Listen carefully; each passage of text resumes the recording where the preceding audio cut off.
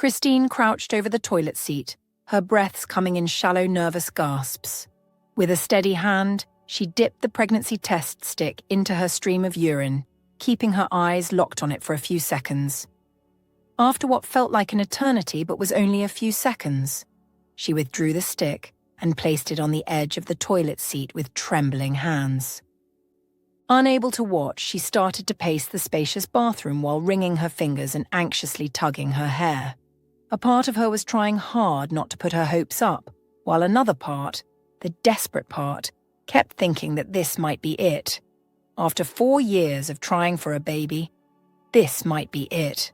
She continued to pace, making a conscious effort to not glance at the stick until enough time had passed for the results to be ready. This was a crucial moment, and the result would either be her biggest miracle or heartbreak. She clasped her hands together and tightly shut her eyes, praying that this moment didn't end as many moments before, in tears. After enough time had passed, she stopped pacing and walked slowly toward the stick. With one deep breath, she glanced down at it, her heart almost stopping when she saw only a single line. Negative. Always negative. Her eyes darted to the reflection in the mirror, and for a moment she didn't react. Seconds later, the pain took hold and she groaned from deep within her chest, her head hanging as she sank to the floor, unable to support her weight anymore. She tried to cry out the pain she desperately wanted to, but tears didn't come. The pain was like a fist squeezing her heart, and she almost stopped breathing, but still, the tears didn't fall. "I did everything," Christine moaned, her head falling back against the toilet wall. "I did everything right." Truly, she did everything right. As a woman actively trying to have a baby, everyone thought they had the advice to give, and they freely gave it without boundaries. Christine took every one of them. When the usual way doesn't work, you start to find solutions in unrealistic ways. "Try eating more pineapple," one of her family friends said. It sounded like weird advice, but Christine took it in good faith. She bought a truckload of pineapples and ate it every day. Nothing happened. An old woman at church said, "Put your legs in the air afterward, my darling. It would help the sperm reach the eggs faster. That's how I had my 5 boys." Christine took that too. After intercourse, she would put her legs in the air for about 5 minutes, which weirded Sam out, but he never complained. She did this for a whole month. Nothing happened. Adopt a pet first. Dance under a full moon. Talk to your future baby in your mind. Pray to Goddess Hera. Christine did all of this. Dancing under the full moon was the craziest, but desperate times called for desperate measures. But before all this advice, Christine had done everything normal that she could. Ovulation tracking, lifestyle modification, genetic counseling, fertility treatments, and IVF. She even made Sam undergo sperm health optimization. When none of this worked, she tried traditional remedies, herbal supplements, traditional prayers, acupuncture, everything. Nothing worked. It had been 4 years since she had been trying for a baby. Why was nothing happening for her? She was doing everything she could, things she never imagined she would dabble into. She had done them, yet nothing worked. All her friends and family who got married after her already had kids. Some were currently pregnant, but here she was, spiraling over another negative pregnancy stick. Disappointed, she grabbed the stick from the edge of the closet and hurled it against the wall, watching it clatter to the floor. 2 months ago, the doctor prescribed a new medication, which he claimed was a new fertility treatment that other women had spoken great things about. According to his instructions, she took it for 3 weeks and had sex with Sam. She had looked forward to this. She had hoped that this would be it. Why was it so hard for her? She got married as a starry-eyed 24-year-old girl who thought childbirth was easy. She had it planned: get married early to the love of her life, have her first child, a girl hopefully by 25, and the rest of her kids because she clocked 30. Reality smacked her in the face quickly enough when, 1 year into the marriage, she hadn't gotten pregnant. She started to take things more seriously in year 2, and that was when her struggles began. She had always wanted 4 kids. Now she would take one and be the happiest mother in the world. Christine sank her hand into her hair and tugged at the strands. "What else is left to do?" she whimpered. "I've done everything. What else is there to do?" The front door slammed, but Christine remained on the toilet floor, heartbroken. Moments later, the bedroom door opened and she heard footsteps. "Christine!" It was her husband, Sam. Before she could open her mouth to speak, a shadow fell across the bathroom floor as Sam walked in. His gaze fell on the pregnancy stick before darting back to her. It was like her tears were waiting for an audience because as soon as Sam walked in, it burst out like a dam. "Oh, sweetheart." Sam reached for her, lowering himself to the floor beside her. "I'm so sorry." "Sam, no," Christine cried, leaning into him. "I don't know what to do." Sam released a deep breath. "Don't worry, we'll keep trying." "Keep trying," Christine pushed away from him. "I'm tired of trying. I'm tired of hoping, Sam. It's the hope that kills. I really looked forward to this one." "I'm sorry," Sam said contritely, reaching for her again. "How can I help?" Christine didn't think he understood her. He was a man. He never got asked infuriating questions like, "When is the baby coming? What's taking so long?" "Christine," Sam touched her face. "I promise we're on the same team," he said, like he could hear her inner thoughts. "I hate to see you like this. You know what?" "What?" She wiped her tears. Sam rose to his feet, pulling her with him. "Dr. Tim was very confident that this treatment would work," he said. "I've never seen him that certain about any treatment before." "What are you trying to say?" Christine asked, staring at him. "You can see it didn't work." "When is your next appointment with Dr. Tim?" "Sometime next week," she answered. "Good." Sam picked up the test stick and tossed it in the trash. "Let's do a real pregnancy test at the hospital." "What?" Christine whispered. "Babe." Sam held her face. "You know, sometimes these things aren't accurate, especially in the early days of the pregnancy. We need to get a proper blood test done to be certain." Christine felt a flicker of hope, and she didn't know whether to be happy or upset about it. In this journey, hope was a silent killer. Every time she hoped to see a positive result, and it came back negative, something inside of her died. Right now, there was only a little life left in her. Hope was dangerous. But Sam was right. Dr. Tim had told her the same thing. Pregnancy test sticks were great, but sometimes it wasn't accurate, especially for early pregnancies. Sam kissed her forehead and smiled softly. "What day is it next week so I can clear my schedule?" "I'll go with you." For the first time that night, Christine smiled. She didn't know how Sam did it. He was always cheerful, never showing disappointment at her. It was one of the things that kept her sane. "I'll have to confirm with Dr. Tim first," she answered. "Probably Tuesday or Wednesday." "You know what? Whatever day it is, I don't care. I'm going with you. Okay?" Christine chuckled and wiped off the rest of her tears. "Okay." Sam was a branch manager in one of the popular bank branches in town. As a banker, he was almost always busy. It was hard to reach him at work, so making time to follow her to the hospital was a sweet gesture that she appreciated. Sam started to run a bath. He reached into the cabinets above and picked out one of her favorite strawberry bath bombs. "Come on, babe," he said. "This would help you relax." "You don't have to do all of these," Christine said. "You must be so tired from work. It should be the other way around." Sam rolled his eyes. "It doesn't matter. Get in the bath. When you're done, we can eat and chill." Christine removed her clothes and sank into the bath, groaning when the cold water seeped over her skin. "Thank you, Sam." He waved her off and kissed her forehead. "Listen, I love you, okay?" "Okay. I love you, Sam." "I know," he said. "Never forget that we're a team.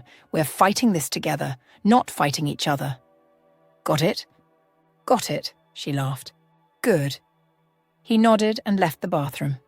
Christine watched him leave with a lingering smile. She didn't know what she did to deserve Sam, but at least that was one thing in her life that she did right. She couldn't imagine going through this pain with another man. It wasn't easy, even with Sam's patience and loving kindness. She leaned her head against the tub, letting all her worries and fears go. There was still a hope to hold on to, and she hoped that her visit to the doctor next week would be favourable.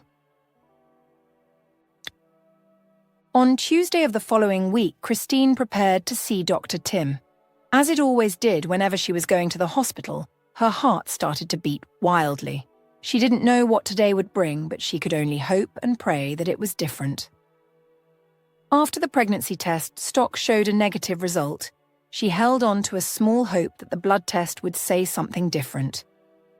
When she called Dr. Tim to schedule this appointment, he told her to keep her fingers crossed. The good doctor always tried to reassure her, but Christine realized she was alone. It wasn't easy to relax or keep her fingers crossed, although she appreciated everyone's good gesture. After trying to calm her racing heart for a few minutes, she picked up her phone to call Sam.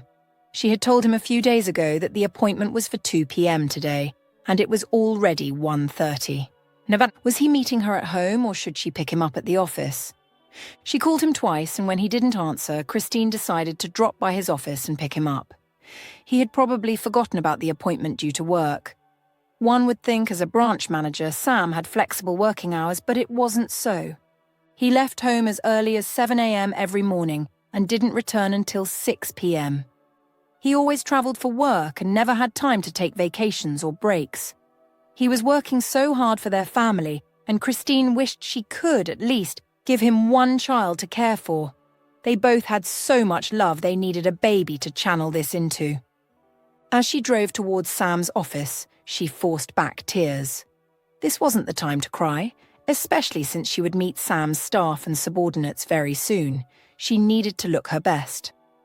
When she parked in the bank's garage, she quickly checked her reflection in the mirror, touched her powder, reapplied lip gloss, and descended the car.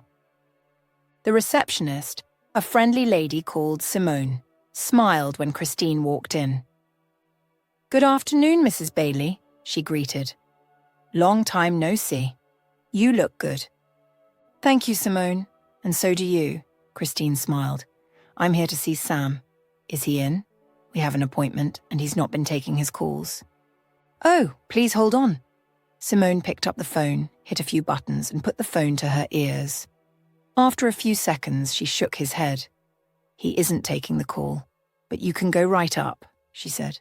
"I haven't seen him leave all day." "Thank you." Christine headed to the elevator and bumped her foot impatiently. It was almost 2 p.m., and she hated being late for her doctor's appointment. Not even today that she was in a hurry to get this visit over and done with. Sam's secretary, Alice, wasn't at her desk as Christine hurried towards Sam's door.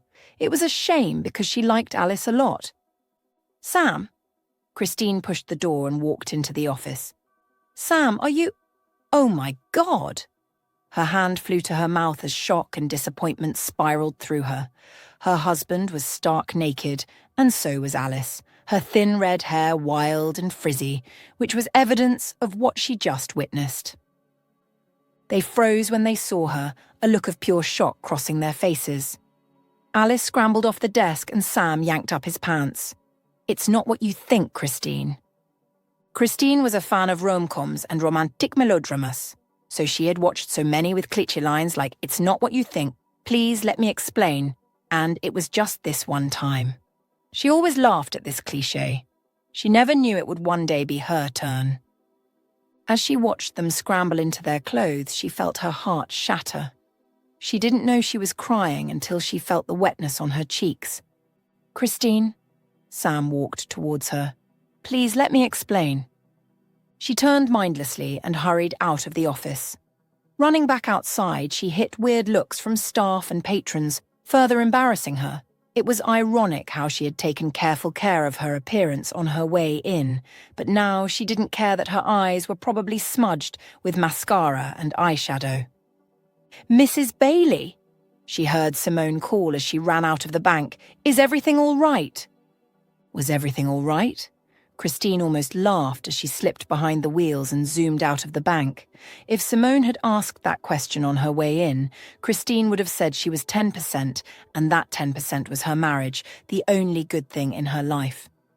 But now, Everything was 100% not all right. Her life had just shattered like fine china, and she would never be able to pick up the pieces. She was halfway home before she remembered her doctor's visit. But what was the point? There was no need. With her luck, it was already safe to assume the blood test would also be negative anyway. When she got home, she calmly entered the house and entered the bathroom. This was fast becoming her favorite spot in the house, Christine thought, as she leaned on the counter while staring at her reflection in the mirror. Every time she was in pain, this was where she ran to. Her eyes were rimmed with tears, her face stained black and glittery brown with eyeshadow. She reached for some cotton pads in the cabinet above and wiped her face clean. When this was done, she dabbed her face with cold water. She was about to leave the bathroom when the bedroom door opened, and Sam appeared. He looked haphazard, like he didn't stop to adjust himself before chasing after her. His buttons were still undone, and so was his zip. His hair was rough, and Christine imagined Alice running her hand through it.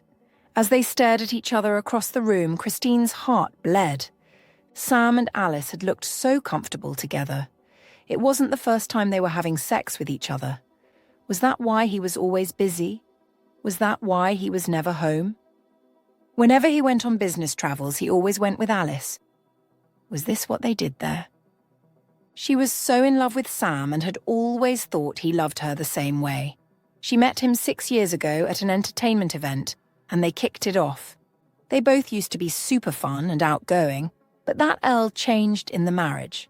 The pressure of infertility was too much. They barely had time for anything else. "I can explain," Sam said, holding his hands like he was trying to appease a child. "Just let me explain." Christine didn't react, and Sam floundered. "It was just a casual fling," he said. "I didn't mean for it to happen, babe." "Casual fling that's been happening for years?" Sam blanched. "Only 2 years," he said and frowned. "How'd you know that?" "I didn't," she shook her head. "You just told me." Sam's frown deepened, and at that moment, Christine saw that he was not remorseful for cheating. He was only sorry he got caught. "Christine, don't be like that," he said, sighing impatiently. "I know I shouldn't have done that, but you can't completely blame me." Christine gaped at him. "What do you mean I can't completely blame you? Should I share the blame with you?" "Yes," he threw his hands in the air, "because you made things so hard. You're not the girl I married anymore." "What? And Alice is the girl you married?" "Alice is..." He ran a hand through his hair. "Alice is different, okay? She's fresh. She makes me forget." "Makes you forget what?" "She makes me forget you," he said, and Christine sank onto the bed, unable to support her weight anymore. She felt utterly drained and wished she hadn't stayed to listen to Sam's sorry excuse of an apology. But Sam wasn't done. He continued to talk. "She makes me forget this marriage just for a little while. I love you, Christine, but lately it's been so hard with you. Everything is draining." "What are you talking about?" A thick ball of bike lodged in her throat as she looked up at him. She knew she was setting herself up, asking for clarification, but she wanted to know what she did to deserve this torment. "Christine, you're always sad," he cried. "You're always depressed. You make it so hard to live with you." Christine stared speechlessly at him. "I needed to find peace, and I got it elsewhere. You should do a better job of making me happy, and I swear I won't look anywhere else. It's not like she's better looking than you. There's no reason I should be with her if you were so unhappy and unwelcoming all the time." "I cannot believe you, Sam." "And Alice always looks so put together," he said. "Maybe because she works. You just stay home all day." "Because you told me to quit my job," Christine exploded. "You told me to quit my job and focus on having a baby." She couldn't believe he was using this against her like this. When he brought the suggestion a year ago, she accepted it without complaints because it felt right. When she told her parents, they advised against it, but she didn't listen. "And that's the freaking problem right there," Sam snapped. "The baby, the baby, the baby. Everything is about a baby that you don't have." Oh, God. He wielded his words like a knife, and it seared through her like butter. You are hyper-focused on the baby. You don't think about anyone else. Anytime we have sex, it's boring because you're only doing it for the baby. We never have spontaneous sex. Everything has to be planned to perfection. And it feels like a chore. With Alice, it's spontaneous, it's passionate. He shook his head. Christine didn't believe he was still mentioning Alice in their argument. Right now, he didn't look like the Sam she knew. He looked and talked like a complete stranger. You know my struggles, Sam, Christine said shakily. How dare you say this to me? It's our struggle, he fired. Our struggle? Christine laughed. You're not the one who gets asked silly questions, Sam. You're not the one who has to deal with the weird looks from your family. Apparently, it's not much of a struggle if you're sleeping with your secretary. I've told you we can adopt, he said. It's not a big deal. Christine laughed. It's that easy for you. I have no issues with adoption, but it's not that easy. You're not the one who will be called a failure. It's me. Sam rolled his eyes. You're being dramatic, he said. I've been the best husband to you, Christine, because you know you're the problem, right? What? He sighed. I mean, if I wanted, I could get another woman pregnant right now, but I've been careful. If it's not you, I don't want anyone else. The last hope died in Christine's eyes. It would have been so hard to work her way into forgiving Sam after what she saw, but she could have done it. But with all these things he had said to her? It was impossible to ignore those.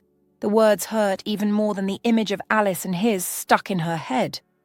Without responding to him, she turned away and walked into the bathroom, locking the door behind her. Despite the urge, she didn't cry. She knew she would explode later, but she didn't want to give Sam the liberty of seeing her cry because of how much he hurt her. He began to bang on the door. Christine! Christine, come on. Please, we can talk about this. She ran the tap to block him out, but her ears still strained to hear him above the water flow. Christine, I have to return to the office right now, he said. When I come back, we will talk. She didn't respond, and only when she heard the bathroom door slam did she relax. Christine didn't sleep a wink through the night. She had locked herself in the guest room last night, and even when Sam returned from work, she didn't see him. He had banged and knocked on the door, but she said nothing to him. She had heard enough. Everything he said was engraved into her heart, and there was no taking it back. Through the night, she kept tossing and turning, and it wasn't until the early hours of the morning she made her decision. She was devastated, and it was the only way to cope with such heartbreak. She called her parents and finalized things with them. At 4 a.m., she got up and bought a ticket to go home. When it was almost 7 a.m., Sam returned to her door. Christine, he knocked. Come on, baby, please. I miss you. Christine didn't move. She remained on the bed, her heart pounding. She was starting to harden her heart towards him, but it was hard because he was someone she had a lot of affection for. You're being a baby, he snapped. We're adults. Why can't you come out and let's talk then? He paused again, waiting to hear her response. When she didn't respond, he sighed. I'm off to work, babe. See you when I get back. Off to work? More like off to Alice. Christine waited until she heard the front door slam before springing into action. With all of Sam's antics since catching him with Alice last night, it was evident that somewhere along the way, he had fallen out of love with her. She highly doubted that if he were home, he would have stopped her from leaving. The reason why she waited until he left was because she didn't want to say goodbye. If he were right there, it would be hard to walk away. In 1 hour, Christine has packed up all her important stuff. She knew she would have to pay extra at the airport for luggage, but she didn't mind because she was never returning to this house. She would miss it genuinely, but that was okay. What wasn't okay was staying here when Sam already made it known how much he didn't respect her. I mean, if I wanted, I could get another woman pregnant right now, but I've been careful. If it's not you, I don't want anyone else. She would be foolish to remain here after he said that to her. It was only a matter of time before he would get another woman pregnant. She waited for her Uber on the front porch, and when it arrived, she thanked the driver as he helped her store her luggage in the trunk. Before they left, Christine turned and took one last look at the house, and this time, tears brimmed in her eyes. This was a very huge step to take. Was it the right one? But she didn't give herself time to doubt. She got into the back seat. "Let's go." As they drove away, she didn't look back again. There was nothing to look back at. Her hometown was the opposite of where she was coming from. It was a small, quiet town where nothing much ever happened, but right now Christine found solace here. It had been 2 weeks since she arrived home, and she still cried every night. Her suffering seemed to increase now that she was away from Sam. It wasn't necessarily because she missed him, but because she felt like a loser. Here she was, childless, and now without a husband. Her parents were the most supportive, and she was grateful for them at this low point in her life. It didn't help that she was also sick.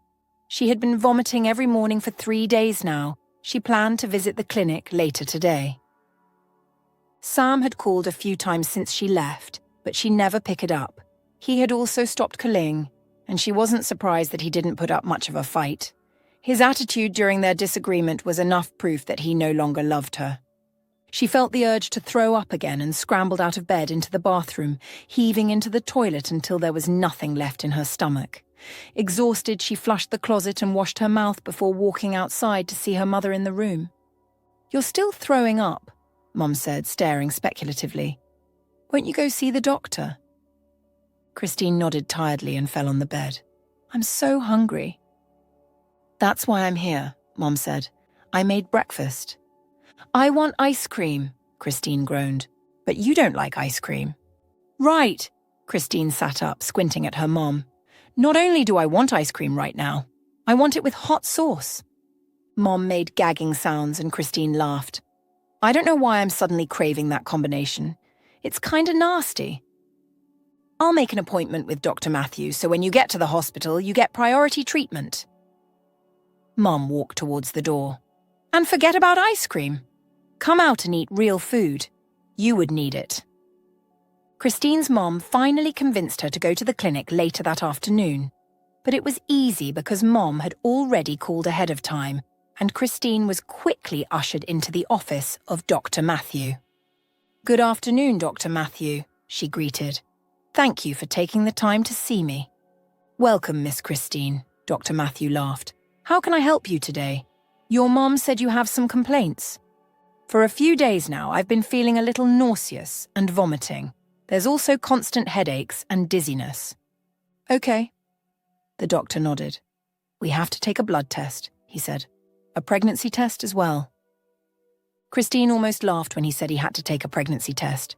She nearly told him not to waste his time and resources because she was sure there was nothing to see there, but she didn't want to sound too forward, so she let him do his thing. After her blood had been taken, she was ushered into the reception room to wait.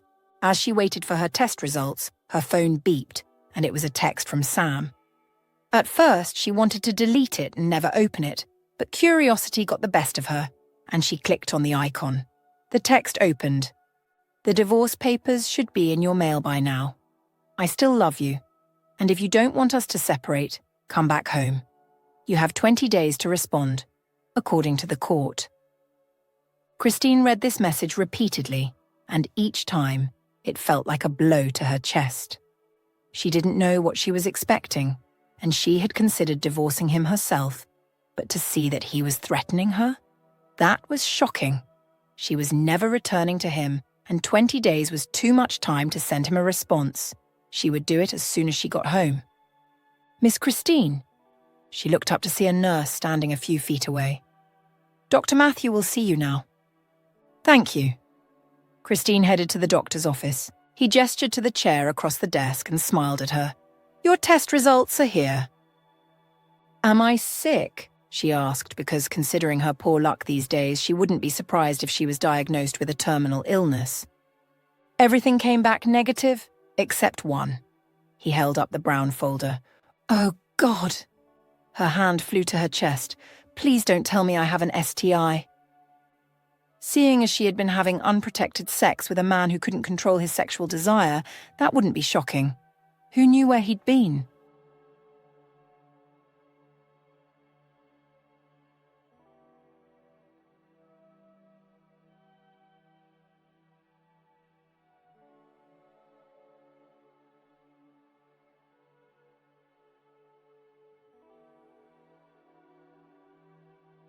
It probably wasn't only Alice. What? No! Thank God. Dr. Matthew laughed and slid the folder towards her. You're pregnant. Christine had waited about 4 years to hear this, but now that she did, she couldn't believe it. She snatched the folder off the desk and skimmed it, her eyes widening when she saw she was 5 weeks pregnant. What? Christine stared at the words, expecting them to rearrange into a negative result magically. I've been trying, she whispered. It's been 4 years. Nothing worked. My God. Her body began to shake and she felt a plethora of emotions. Unable to contain them, she rose shakily to her feet. Can I come back to see you, doctor? She asked. I need to process this. He smiled sympathetically. Of course, any time. Thank you. Christine decided to take the long way home because she wanted to have decided before she arrived. Her parents had probably seen the divorce papers in the mail by now and would like to know what to do. She had always imagined how she would react when she finally got pregnant.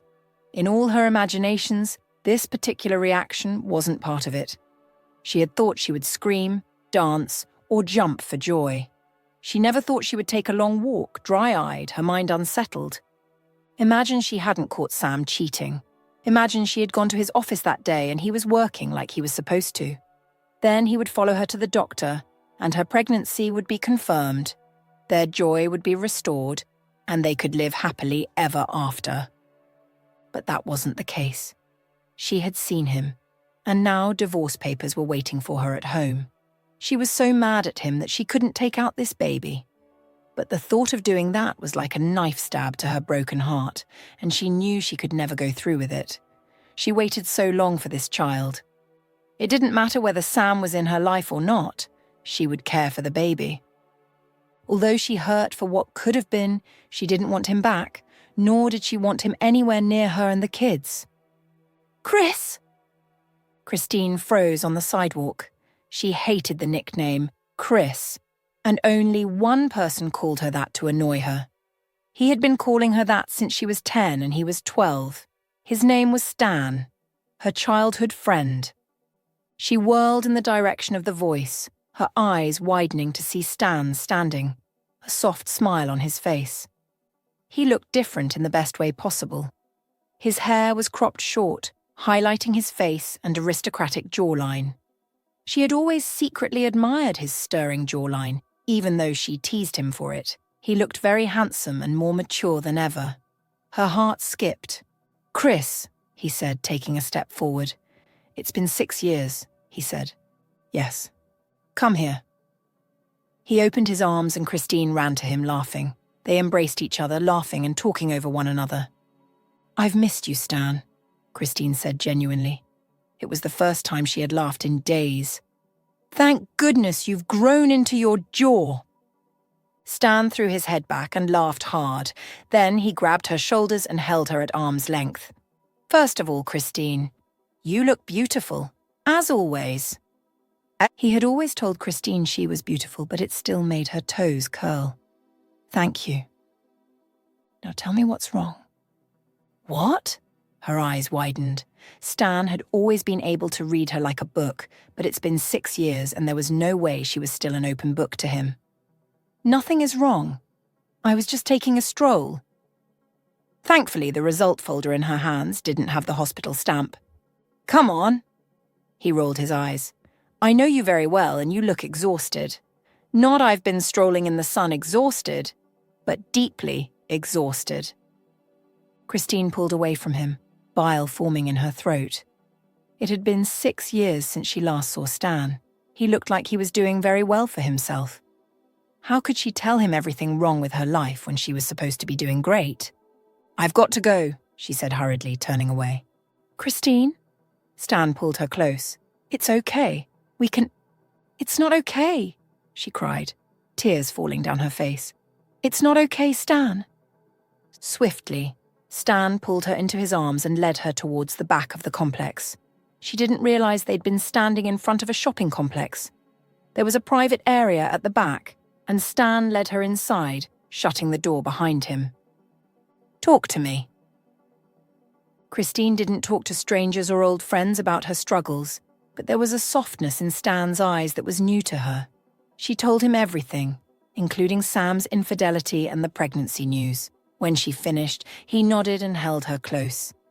"It's okay, Christine," he said.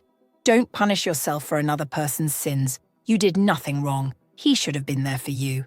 Not accuse you of pulling back when you were in pain." "I want a divorce too," she answered, feeling much lighter. She could finally breathe well, and it seemed her head got clearer. She didn't regret telling Stan at all, even though she just met him again a few minutes ago. It felt like time had not passed between them. They had already fallen into their old friendship pattern. "What about the baby?" he asked. "I don't want him in the baby's life," she said. "I want him completely gone from our lives." Stan leaned back in his seat and observed her. "That may be a little difficult." "Why?" "In legal proceedings, they deal with facts, figures, and data, not emotions. As long as you keep the baby, Sam will always be in your life." Christine lowered her head and gently touched her stomach. "I've been trying for 4 years for a baby, Stan," she said. "What do I do?" "Keep it," he said. "You don't have to return to Sam, but this baby is your miracle. Don't lose it because of him." His words sank deep and Christine smiled. "Yeah, you're right. Thank you so much, Stan." 2 days later, Stan took her to an attorney for consultation. She was a friendly middle-aged woman named Linda, and Christine felt comfortable as soon as they walked into her office. They had already called her beforehand, so when they walked into the small professional office, Linda smiled. "Welcome, Stan. How are you? Long time no see." She turned to Christine. "Good afternoon, Miss Christine. Please have a seat." "Thank you." As soon as they were seated, Linda went straight to business. "I understand you've briefed me on the phone, but can you tell me more about your situation? What are our main concerns for this proceeding?" Stan squeezed her hands and she smiled in appreciation. "As I said, my husband served me divorce papers 2 days ago. We've been married for 4 years, and we couldn't have kids. Sam moved on. I caught him with his secretary 2 weeks ago. I feel like he abandoned me because I couldn't have kids." "Does he know you're pregnant?" "No. I haven't contacted him since he sent me the text about the divorce papers." Christine leaned forward. "I don't want him in my life anymore. Is it possible that I don't tell him about the pregnancy?" Linda sat back in her seat, her face drawn into a thoughtful expression. "Transparency is essential in this case," she answered slowly. "And we cannot completely hide it, because he will find out soon enough and might contest for custody, which will put us at a disadvantage." Christine sighed. "Is there anything we can do?" Stan asked. "Sam really hurts her and doesn't want him in her life." "We could delay announcing the pregnancy," she smiles, not hiding it completely. "What does that mean?" Christine asked. "For now, we can focus on the divorce terms and secure a favorable settlement before adding the element of pregnancy." "I don't want his money," Christine spat. "Yeah, but it's your right," Linda answered. "And that's why I'm here. My priority is to protect your rights and secure a stable future for you and your child. We'll plan our approach carefully and be prepared for any developments. But first, we need to respond to the divorce petition and start the process." "Thank you," Christine said, feeling relieved. They spent the next few minutes reviewing the divorce papers while Linda explained every step to her. Since Christine insisted she didn't want financial compensation, Linda only settled for what was fair. With Linda's help, Christine asserted her stance on the division of their landed property, which they bought together. It was the only thing she wanted.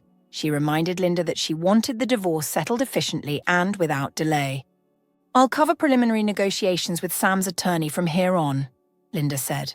"I'll also prepare for potential custody issues because, trust me, I'll surely come. But don't worry, I have it under control." 2 hours later, Christine signed the response and it was sent out. "How do you feel?" Stan asked as they left the attorney's office. Christine sighed. "Relieved," she said. "Also apprehensive." "Why apprehensive?" "I don't know. I wish I could wipe out Sam from my life story, you know." Don't say that. Stan led them to his car. You once loved him and gave him your all. He would always be a part of your story.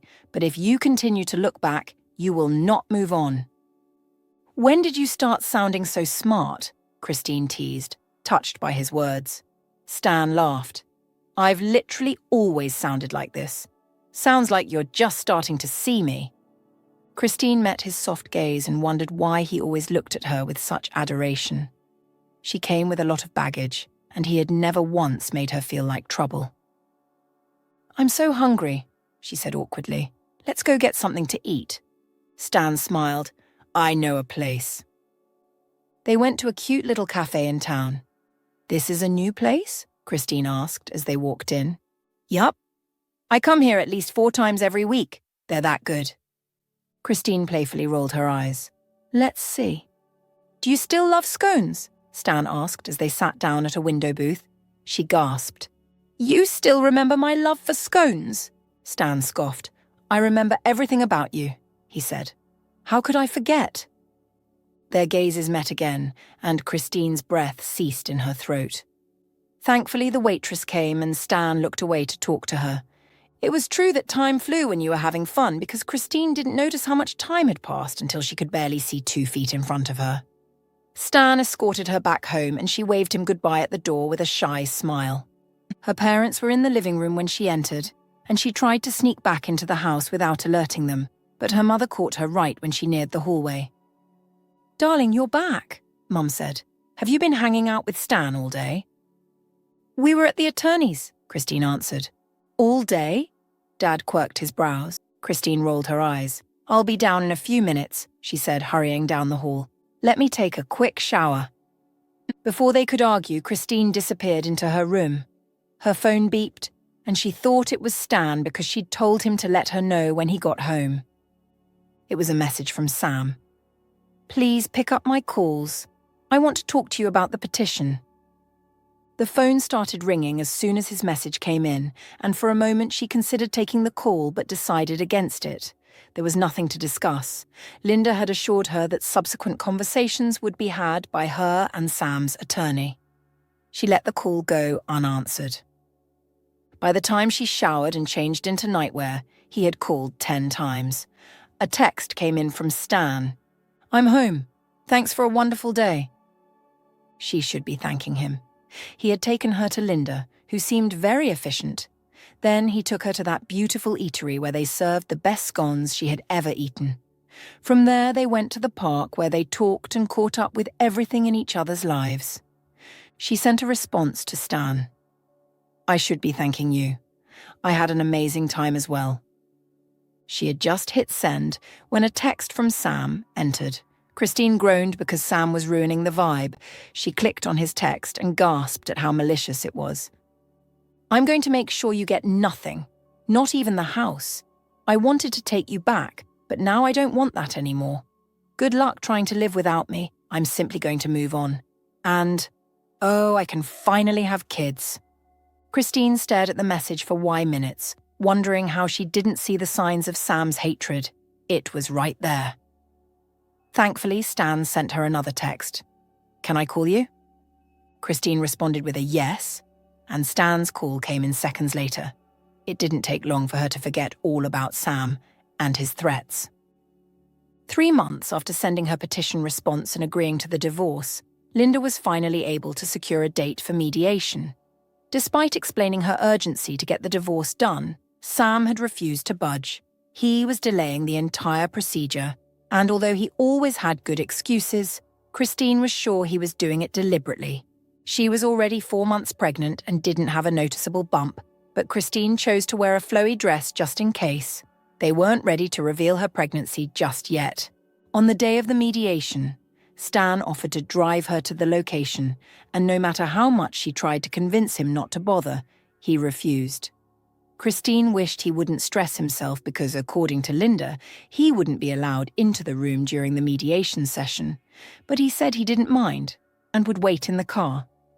Linda was already at the location according to the text message she sent Christine as they drove into the garage.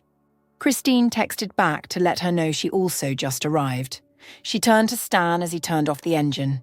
For the past 4 months, this man had been her shield and comfort. The fact that she had Stan was proof that a god out there was looking out for her.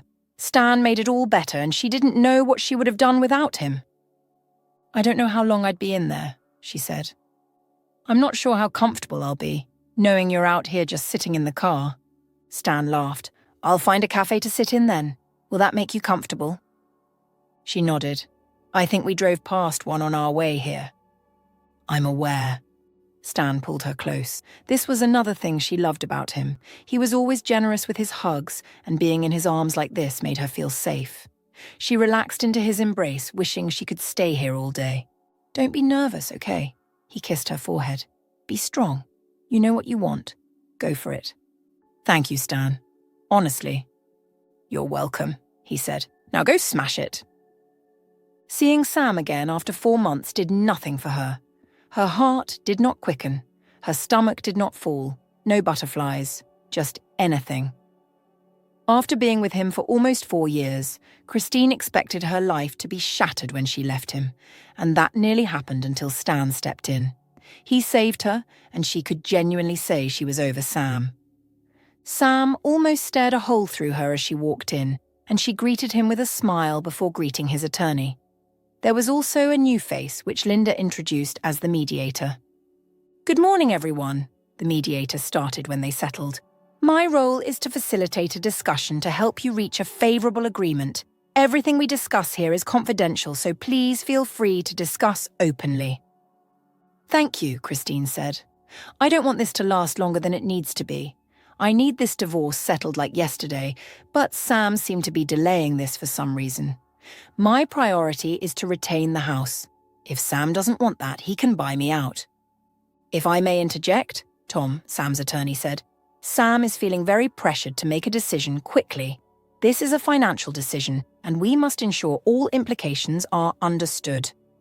Rushing might lead him to make a decision that isn't in his best interests."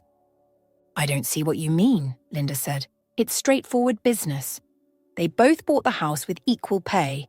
Now she wants to retain the house with him or be paid back her share, around $350,000. It's not that hard." "Could you elaborate on what you think your client needs?" the mediator asked Tom. "So he needs time to consider the current price of the house." "We already did," Linda answered. "And you've had 3 months to do that research." As the session continued, it became clear that Sam was the problem. When it was obvious that we weren't settling, the mediator suggested a court hearing. "The attorneys will handle filling the motions and everything else," so Christine left, eager to return to Stan.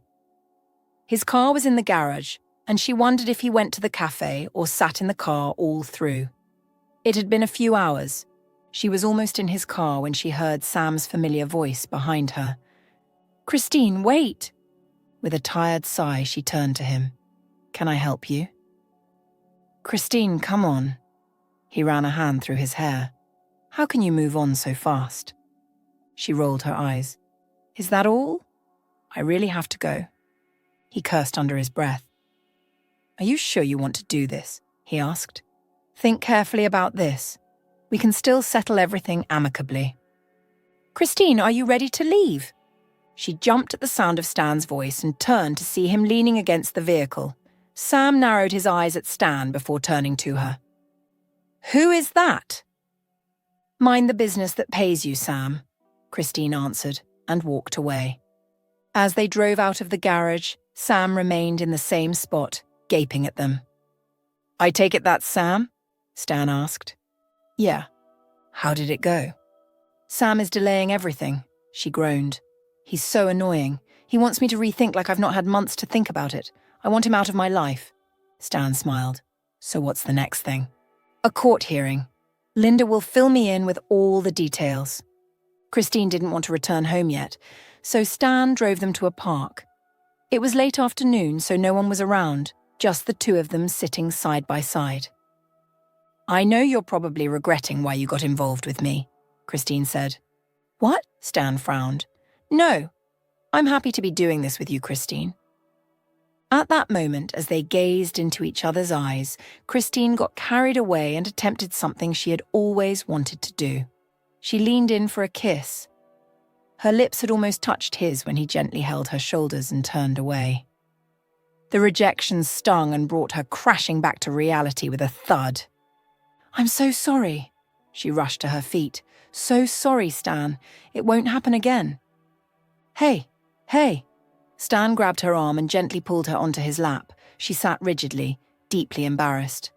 What was she thinking? "You don't know how badly I want to kiss you, Chris," he said. "I really want to. I think about it day and night." "Then why did you stop me?" "Because I'm not sure why you're doing it," he answered. "Are you kissing me because you truly want me? Or because you're angry with Sam?" Christine sucked in a deep breath. "Stan, I would never do that to you, never. I don't think about Sam at all. I don't want him anymore, and I'm serious." "Are you sure?" Stan's eyes brightened. "Because I love you, Chris," he said. "I always have." Her mouth fell open, scared to tell him she loved him too, because he might not believe her. She almost didn't believe it herself, but she was truly in love with him. "I want the opportunity to treat you right," he said. "Sam was a fool for having you and messing it up. I understand why he's trying to stall now, and I'm afraid you'll eventually give in." Christine touched his face. "Never. I will never give in to him. I don't love him anymore. I love you." Stan shook his head. "Don't say things you don't mean, Chris, please." "I love you," she repeated. "I'm saying it because I mean it."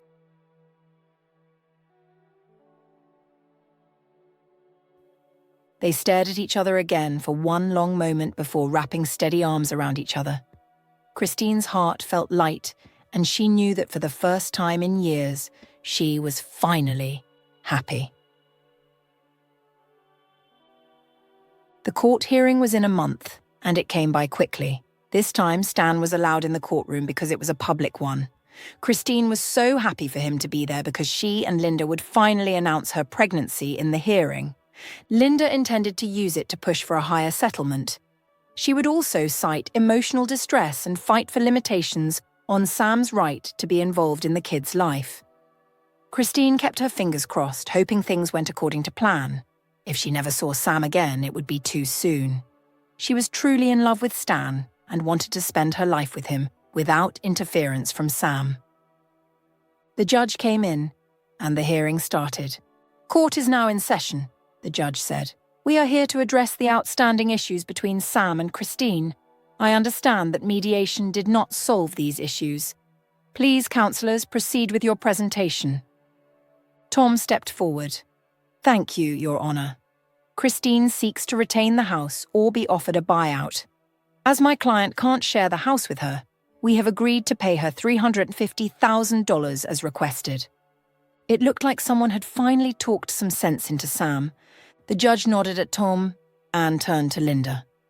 "Present your case." "Certainly, Your Honour." She stepped forward. "While we acknowledge Sam's offer, it isn't going to cut it for us anymore. We now request $400,000. This should be done quickly so my client can move on with her life." "What?" Tom frowned. "Yes," Linda smiled at him, "because my client just found out that she's pregnant." The courtroom fell silent for a few seconds until Sam loudly gasped, "Christine." He tried to approach her table, but the stern look of Tom and the judge stalled him. "Oh, God, I can't believe this." He turned to the judge. "Please, I don't want to do this anymore. I don't want a divorce." "What are you trying to say, Mr. Bailey?" the judge asked. Tom stepped forward. "My client requests that the court grant him more time for reconciliation before the finalization of the divorce." Christine was distraught when the judge granted Sam 6 weeks. She couldn't believe she'd be stuck with him for another 6 weeks. It was annoying. When the judge left, she was hurrying back to Stan, whose arms were wide open to receive her, but Sam stopped her. "Christine, please wait." Irritated by his incessant antics, she turned to him. "What?" "Can we talk?" They were still standing in the courtroom, with their attorneys several feet away and Stan behind her. "I didn't want it to get to this," Sam whispered, his eyes rimmed with sadness. "I served you the divorce papers to scare you into returning to me. I can't believe you accepted it. Please, Let's get back to our senses and resolve this, Christine. Christine turned to Stan and gestured for him to come closer. He was eyeing Sam angrily, and she guessed Sam's only saving grace was that they were in the courtroom. Sam. Christine took Stan's hand and twined their fingers. Sam's eyes widened. "This is my boyfriend, Stan," she said. "It's barely been half a year since we separated," Sam fired. "And you're already dating? You never loved me, Christine." Christine chuckled. "Going by your ideology, you also never loved me," she said. "Seeing as you were sleeping with your secretary for 2 years, while still married to me." "Please forgive me, please." Sam reached for her arm, but Stan stepped in between the both of them. "Don't touch her." "Get out, man, how dare you?" Sam fired, but Stan maintained his cool. We left a furious Sam behind and headed to the car. "Are you okay?" Stan asked, helping her into the car. "More than okay," she laughed. "Let's go home." Instead of taking her home, Stan drove them to the park again. This was fast becoming their favourite spout. As usual, no one was there, just the two of us. "Thank you for being there with me today." Christine hugged Stan. "I love you." Stan gasped. "Look over there," he said, pulling away and pointing at something behind her. Christine looked, but there was nothing behind her. When she returned her attention to Stan, she almost fell off the bench. "Stan?" Tears stung her eyes. He was on one knee before her, an engagement box opened to reveal a beautiful ring. She blinked at the ring before looking into Stan's face. "Will you marry me, Chris?" he asked, his eyes full of love. "Please?" "I love you, Chris. I want to do right by you and your child." "But how?" Christine asked. "I know we've done all we can, but Sam will forever be in my life. Can you?" "My focus is on you," Stan said, "and I'm going to keep it on you. I don't care what comes after as long as I have you." "Stan." Christine burst into tears and hurled herself at Stan. He softly put the ring on her finger and kissed her hand. "Yes, I'll marry you." "Thank you, Chris." He kissed her shoulder. "Now, let's do this together." For 6 weeks, Sam called daily, crying and begging Christine on the phone, but she was done. Her mind was made up, and her sights were set on her future with Stan. By the time the final hearing day came, Christine was already 6 months pregnant and waiting for her baby to come so they could have their wedding. As usual, Stan followed her into the courtroom. Sam came in shortly after, his eyes trained on Stan and Christine. He was approaching them when the judge came in, and they all had to assume their positions. "We are here to finalize the divorce between Christine and Sam," the judge said. "We have previously discussed the terms and reviewed every objection. Today we are reaching a resolution. Counsels, over to you." Sam's attorney stepped up to take the stage. He talked about how Sam wanted to continue contesting the case, but the judge overruled that. She demanded that they provide financial records to prove the property's current market value. Linda also took center stage and fought Christine's case. After almost an hour of verbal battle, the judge had to deliberate on everything they said, so he left the courtroom for a few minutes. Moments after his return, he said the one thing Christine had been waiting almost 6 months for. Based on the evidence and terms agreed upon, the court will finalize this divorce. The following minutes were spent finalizing the facts and drawing out a payment plan for the settlement. As soon as the matter was resolved, the judge left the courtroom. Christine ran over to Stan, tears brimming from her face. Behind Stan, she clashed gazes with Sam, whose eyes were red and swollen with exhaustion. He looked like he hadn't gotten a good night's sleep, but Christine didn't care. She kissed Stan's neck and pulled away. "Should we celebrate this?" he asked. "We should." "I agree." "Come on." Stan walked her out of the courtroom. "I know just the place." Thank you for listening to this story. Please share your thoughts in the comments.